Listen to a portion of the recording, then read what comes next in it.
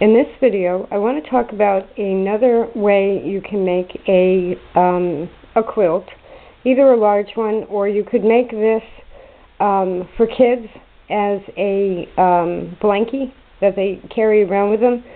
Now this is a 16-inch square piece of muslin, roughly a slightly larger scrap piece of denim on the back, but the real stuff here are the spool knit faces. Now, I've made these before, and I was going to, and may still, make a quilt that is 140 squares like this, and I think, or 144, it was going to be 10 across and 14 down, 140. But in the meantime, I wanted to kind of preserve this idea in case I don't get to it right away. So I am using a 16-inch block that I am going to go around the edges. I may just do some simple quilting on the block itself, where I may just start and do like a false log cabin thing with just squares going around the whole block. And what that is going to do is give me a very thin, stable, heavily quilted piece of fabric. And then, I guess you don't have to do it with the additional squares. You could just put the faces right on there if you wanted to. But in my case, I've already got these made up, so I'm going to do it this way. And I've been testing different ways out, as you can see, for the backing. This one is woven on a potholder loom. This is a piece of scrap wool. This one is knit in garter stitch. That makes a very nice backing. And then this one is crocheted. So my sample block here is going to be a little bit of everything. But what I've done is taken my spool knitters and knit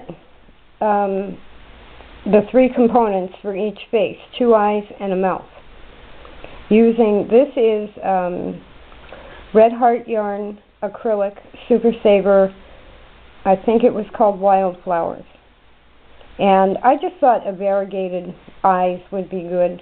And then this is Red Heart acrylic red, classic red I think it's called. And I buy that in Super Saver as well. But regular spool knitters, and those are already stitched to this. If you didn't want to add the extra squares, you could stitch the faces right onto this. But anyway, this is one of the ideas I had for a We the People quilt, which started by, like I said, making 140 of those and sewing them together, and everyone would be different. And it would constitute We the People. And if you're African American or Native American or something, you could use all browns. You can change it any way you want it to do it. But this is going to be, lately I've been almost doing paintings with yarn and fabric. So this is going to end up being a 16-inch rag edge square with these 4 faces on it that I can put on the wall. I can use it as a lot of different things. It could be a cover. It could even be a rug. It could be a pillow cover. I could, if I wanted to, use the 2 layers separately, and instead of batting, I could stuff it with cotton and make it a pillow. But I'm going to use it as a quilted square. If I decide to make more like this, then I only need to make probably 12 large squares and only 48 of these instead of 140. So it's a design element, again, that you can start with some pieces and put them together in different ways depending on what you want. But when I was putting this together last night, I realized my son would have loved one of these as a kid. When he was little, he had a rabbit that he took everywhere with him. But if I had made him a blankie with these 4 faces on it, he would have felt like he had somebody with him all the time. And I can just picture him dragging the blankie around with the faces on it. So technically it is called We the People. I have 2 other designs in the works for a We the People quilt, but this is one of them. It might, because of the design, be especially good for children. And spool knitting is so relaxing. You can do it all the time. They fit in your pocket. You can take them anywhere.